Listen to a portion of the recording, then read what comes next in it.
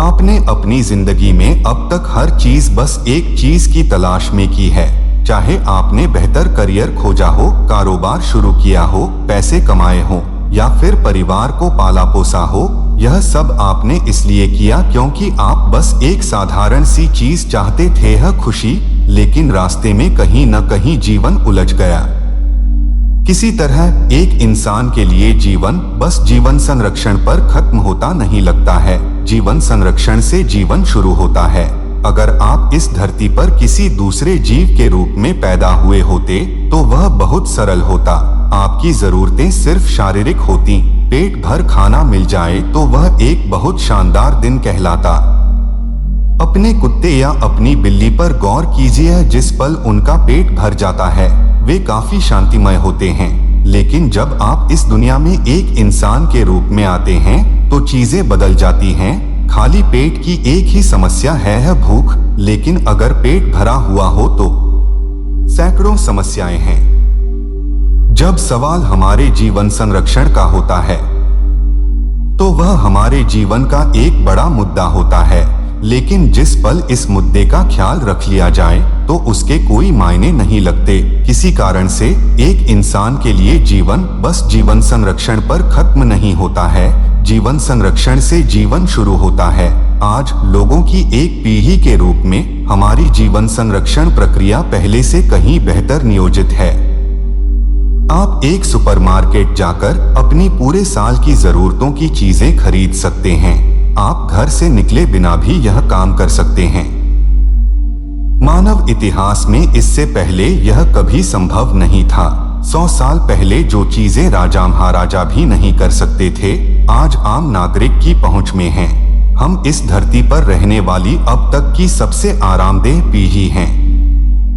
हमने बाहरी माहौल को ठीक करने के लिए अपनी ओर से बेहतरीन कोशिश की है। अगर हम इसे और ज्यादा ठीक करते हैं तो धरती ही नहीं बचेगी। लेकिन हम निश्चित रूप से यह नहीं कह सकते कि हम अपने पुरखों से ज्यादा खुश, ज्यादा प्रेममय या ज्यादा शांत हैं। ऐसा क्यों है? अगर यह काम नहीं कर रहा है तो क्या यह देखने का समय नहीं है कि क्या गलत है? हम कोई ऐसी चीज करते रहना कैसे जारी रख सकते हैं जिसने 1000 साल से काम नहीं किया है? हम उन योजनाओं के साथ और कितने समय तक जीने वाले हैं जिन्होंने साफ तौर पर अपना वादा पूरा नहीं किया है? नजरिया बदलने के लिए यही समय है। खुशहाली क्या है? एक ही सवाल से शुरू करते हैं, हम खुशहाली किसे मानते हैं? बिल्कुल सीधे तौर पर खुशहाली बस अपने भीतर प्रसन्नता की एक गहरी भावना है। अगर आपका शरीर सुखद महसूस करता है तो हम उसे स्वास्थ्य कहते हैं। अगर वह बहुत सुखद बन जाता है तो हम उसे सुख कहते हैं।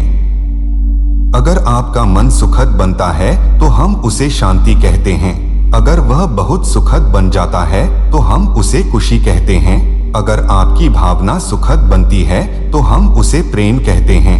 अगर वह बहुत सुखद बन जाती है तो हम उसे करुणा कहते हैं। अगर आपकी जीवन ऊर्जाएं सुखद बनती हैं तो हम उसे आनंद कहते हैं। अगर वे बहुत सुखद बन जाती हैं तो हम उसे परमानंद कहते हैं। आप पूरा बस यही खोज रहे हैं, भीतर और बाहर की प्रसन्नता। जब प्रसन्नता भीतर होती है तो उसे शांति, आनंद या खुशी कहते हैं। जब आपके चारों ओर का माहौल सुखद बन जाता है तो उसे सफलता का नाम दिया जाता है। अगर आपकी इनमें से किसी में भी रुचि नहीं है और आप स्वर्ग जाना चाहते हैं तो आप क्या खोज रहे हैं? बस दूसरी दुनिया की सफलता। तो मुख्य रूप से सारे मानव अनुभव बदलते स्तरों की प्रसन्नता और अप्रसन्नता से आते हैं। एक शांत समाज और एक आनंदमय दुनिया बनाने के लिए आंतरिक प्रसन्नता एक अचूक बीमा है। लेकिन अपने जीवन में आप कितनी बार पूरे दिन भर आनंदमय रहे हैं बिना एक पल की भी चिंता, बेचैनी, चिढ़ या तनाव के? कितनी बार आप 24 घंटे के लिए निरी प्रसन्नता और पूरे आनंद में रहे हैं? पिछली बार आपके साथ ऐसा कब हुआ था? हैरानी की बात यह है कि इस धरती पर ज्यादातर लोगों के लिए एक दिन भी ठीक वैसा नहीं बीता है जैसा वे चाहते हैं। यकीनन ऐसा कोई भी नहीं है जिसने खुशी, शांति या आनंद अनुभव नहीं किया हो, लेकिन वह हमेशा अस्थायी होता है। वे उसे कायम नहीं रख पाते। वे वहां पहुंच तो जाते हैं, लेकिन फिर गिरते रहते हैं। और उसके गिरने के लिए कोई भीषण चीज होने की जरूरत नहीं है। सबसे साधारण चीजें लोगों को संतुलन से बाहर फेंक देती हैं और बेतरतीब कर देती हैं। यह कुछ ऐसा है, आज आप बाहर जाते हैं और कोई आपसे कहता है कि आप दुनिया के सबसे सुंदर व्यक्ति हैं। आप 7वें आसमान पर तैरने लगते हैं, लेकिन जब आप घर लौटते हैं और घर के लोग आपको बताते हैं कि आप वाकई कौन हैं, हर चीज चकनाचूर हो जाती है। क्या यह जाना पहचाना लगता है? आपको अपने भीतर प्रसन्न रहने की जरूरत क्यों है? जब आप प्रसन्नता की एक आंतरिक अवस्था में होते हैं, तब आप स्वाभाविक रूप से अपने आसपास हर किसी के साथ और हर चीज के साथ मधुर होते हैं। दूसरों के साथ अच्छे होने का निर्देश देने के लिए किसी धर्म ग्रंथ या दर्शन की जरूरत नहीं है।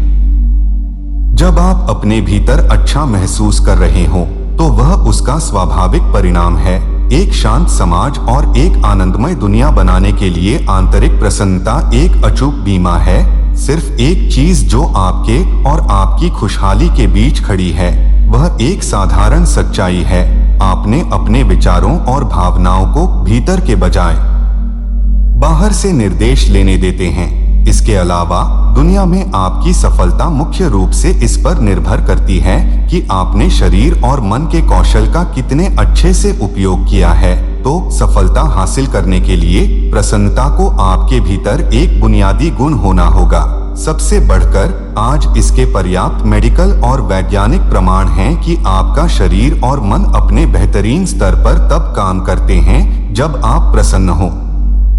ऐसा कहा गया है कि अगर आप 24 घंटे आनंदमय रह सकते हैं, तो आपकी बौद्धिक क्षमताएं लगभग दुगनी हो सकती हैं। बस आंतरिक झमेले को ठिकाने लगाने और स्पष्टता को उजागर होने देने से इसे हासिल किया जा सकता है। अब वह जीवन ऊर्जा जिसे आप मैं कहते हैं, वह कभी बहुत प्रसन्न रहती है, कभी दुखी, कभी शांत और कभी बेचैन रहती है। वही जीवन ऊर्जा उन सब अवस्थाओं में हो सकती है। तो अगर आपके पास एक विकल्प होता कि आपकी जीवन ऊर्जा किस तरह की अभिव्यक्ति पाए, तो आप क्या चुनते?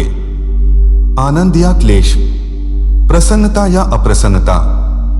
इसका उत्तर स्पष्ट है। इंसान के बीच तरीके बदल सकते हैं, लेकिन चाहे आप पैसा कमाने की कोशिश कर रहे हो, शराब पी रहे हो या स्वर्ग जाने की कोशिश कर रहे हो, खुशी ही एकमात्र लक्ष्य है, तो कुछ लोग सोचते हैं कि यह शराब में है, जबकि दूसरे सोचते हैं कि यह ईश्वर में है। लेकिन हर कोई खुशी ही खोज रहा है। सिर्फ एक चीज जो आपके और आपकी खुशहाली के बीच खड़ी है, वह एक साधारण सच्चाई है। आपने अपने विचारों और भावनाओं को भीतर के बजाय बाहर से निर्देश लेने दिया है। अपने सपने को वैसा बनाइए जैसा आप चाहते हैं। किसी दिन एक महिला सोने गई। नींद में उसे एक सपना आया। उसने एक बहुत हृष्ट-पुष्ट आदमी को अपनी ओर घूरते पाया। फिर वह पास आने लगा और पास आया और पास। वह इतना पास था कि वह उसकी सांसों को महसूस कर सकती थी। वह सिहर उठी, डर से नहीं। फिर उसने पूछा, तुम मेरे साथ क्या करोगे? आदमी बोला, वैसे मैडम, यह आपका सपना है। हमें यह समझने की जरूरत है कि जब तक हम सही चीजें नहीं करते, तब तक हमारे साथ सही चीजें नहीं होंगी। यह सिर्फ बाहरी दुनिया के साथ सच नहीं है, बल्कि भीतरी दुनिया के साथ भी सच है। आपके दिमाग में जो चल रहा है, वह आपका सपना है। कम से कम आपके सपने को तो आपके मन मुताबिक होना चाहिए, क्या नहीं होना चाहिए? अगर दुनिया आपके मन मुताबिक नहीं भी चलती है, तो कम से कम आपके विचारों और भावनाओं को तो वैसे चलना चाहिए जैसे आप चाहते हैं। अभी ये आपसे निर्देश नहीं ले रहे हैं, क्योंकि आप पूरी मानवीय प्रणाली को संयोग से संभाल रहे हैं। मानवीय प्रणाली धरती पर सबसे परिष्कृत भौतिक रूप है। आप टेक्नोलॉजी की सबसे शानदार मिसाल हैं, लेकिन समस्या यह है कि आप नहीं जानते कि कीबोर्ड कहाँ है। परिणाम स्वरूप एक सरल जीवन प्रक्रिया मानवता को परेशान कर रही है। बस आजीविका कमाना, बच्चे पैदा करना, परिवार को चलाना और फिर एक दिन मर जाना कितनी बड़ी चुनौती है। यह कितने अचरज की बात है कि जो चीज हर कीड़ा, कीट, पशु, पक्षी बड़ी सहजता से करता है, बस उसे करने में इंसान कितना संघर्ष करते हैं। सीधे सीधे कहें तो हमारा आंतरिक पर्यावरण एक झमेला है। किसी तरह हम सोचते हैं कि बाहरी हालात को ठीक करने से भीतर की हर चीज ठीक हो जाएगी, लेकिन ये पिछले 150 साल प्रमाण हैं कि टेक्नोलॉजी हमारे लिए सिर्फ आराम और सुविधाएं लाएगी, खुशहाली नहीं। हमें यह समझने की जरूरत है कि जब तक हम सही चीजें नहीं करते, तब तक हमारे साथ सही चीजें नहीं होंगी। यह सिर्फ बाहरी दुनिया के साथ सच नहीं है, बल्कि भीतरी दुनिया के साथ भी है। खुद को मूर्ख मत बनाएं। किसी दिन एक बैल और एक तीतर खेत में थे। बैल घास चर रहा था और तीतर बैल के शरीर पर चिपकी किलनी खा रहा था। एक बढ़िया साझेदारी। खेत के किनारे पर एक बड़े पेड़ को देखकर तीतर ने कहा, आह, एक समय था जब मैं उस पेड़ की सबसे ऊंची डाल तक उड़ सकता था। अब मेरे पंख में इतनी ताकत भी नहीं है कि मैं पहली डाल तक पहुंच सकूं। बैल ने निर्लिप्त भाव से कहा, हर दिन बस मेरा थोड़ा गोबर खाओ और फिर देखो कि क्या होता है। 2 सप्ताह में ही तुम सबसे ऊपर पहुंच जाओगे। तीतर ने कहा, अरे छोड़ो भी, यह कैसी बकवास है, ये बेकार की बात है। बैल ने कहा, आजमा कर देखो, पूरी मानवता इसी के बल पर है। बहुत हिचकते हुए तीतर ने गोबर खाना शुरू किया और पहले ही दिन वह पहली डाल तक पहुंच गया। एक पखवाड़े में वह सबसे ऊंची डाल तक पहुंच गया था। वह वहां बैठकर बस दृश्य का आनंद लेने लगा। एक बूढ़ा किसान अपनी झूलने वाली कुर्सी पर झूल रहा था। उसने इस मोटे बूढ़े तीतर को देखा, अपनी बंदूक निकाली और तीतर को मारकर गिरा दिया। कहानी की सीख, मूर्खतापूर्ण चीजें, बुलशिट आपको ऊंचाई पर ले जा तो सकती है, लेकिन वे कभी आपको वहां टिकने नहीं देती। आप खुद को हर किस्म की व्यर्थ की भावनात्मक अवस्थाओं में ले जा सकते हैं। आप खुद के लिए किसी तरह कुछ खुशहाली जुटा सकते हैं, लेकिन समस्या यह है कि यह टिकती नहीं है। मौसम इसे नीचे ला सकता है, स्टॉक मार्केट इसे चकनाचूर कर सकता है, और अगर यह ढेर नहीं भी होती तो इस अपेक्षा में जीना कि ऐसा हो सकता है काफी बुरा है। जब तक आपका आंतरिक जीवन बाहरी स्थितियों का गुलाम है, वह अनिश्चित हालत में रहेगा। होने का कोई दूसरा तरीका नहीं है। फिर बाहर निकलने का रास्ता क्या है? एक मूलभूत परिवर्तन दिशा में एक बहुत सरल बदलाव ही बाहर निकलने का रास्ता है। आपको बस यह देखने की जरूरत है कि आपके अनुभव का स्रोत और आधार आपके भीतर है। मानव अनुभव को बाहरी स्थितियों से उकसाया या प्रेरित किया जा सकता है, लेकिन स्रोत भीतर ही है। पीड़ा या सुख, आनंद या क्लेश, वेदना या परमानंद सिर्फ आपके भीतर होते हैं। इंसान की नादानी यह है कि लोग हमेशा आनंद को बाहर से हासिल करने की कोशिश कर रहे हैं। आप बाहर को एक उत्प्रेरक या उकसाव के रूप में इस्तेमाल कर सकते हैं, लेकिन असली चीज हमेशा भीतर से आती है। अभी आप इसे पढ़ रहे हैं। आप इस लिखावट को कहां देखते हैं? अपनी उंगली से इशारा कीजिए कि आप उसे कहां देख रहे हैं। क्या आपको लगता है कि प्रतिबिंब आपके बाहर है? फिर से सोचिए, क्या आपको याद है कि यह कैसे काम करता है?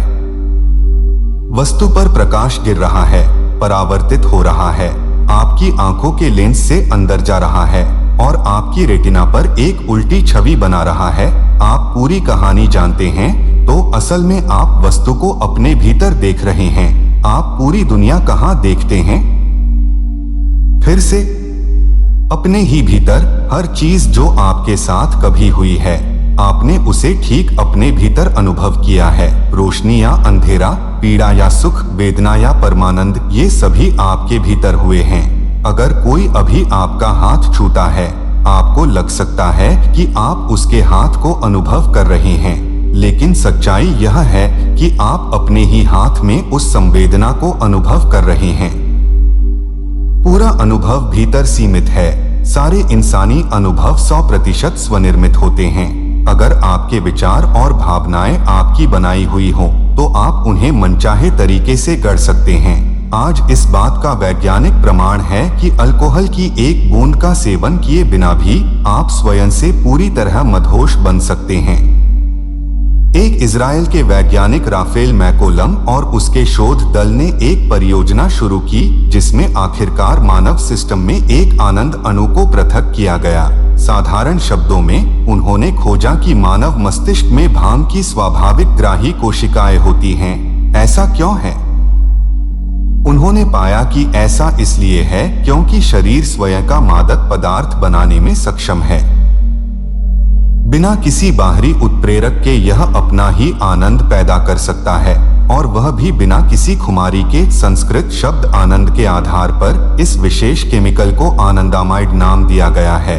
इससे हम निष्कर्ष निकाल सकते हैं कि खुशी बस एक खास तरह की केमिस्ट्री, रासायनिकता है। शांति एक दूसरे तरह की केमिस्ट्री है। असल में हमारे द्वारा अनुभव की गई हर किस्म की प्रसन्नता के लिए, चाहे वह शांति या आनंद या परमानंद हो, एक खास किस्म की केमिस्ट्री है। योग प्रणाली को यह हमेशा से पता था।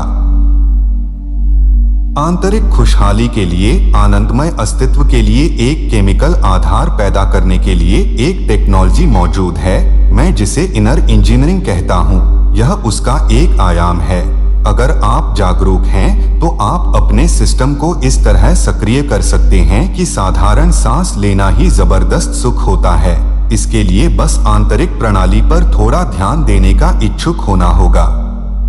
समझ में इस बुनियादी बदलाव को लाना होगा। क्लेश से बाहर आने का तरीका मत खोजिए, पीड़ा से बाहर निकलने का रास्ता मत खोजिए। सिर्फ एक ही रास्ता है, और वह भीतर है।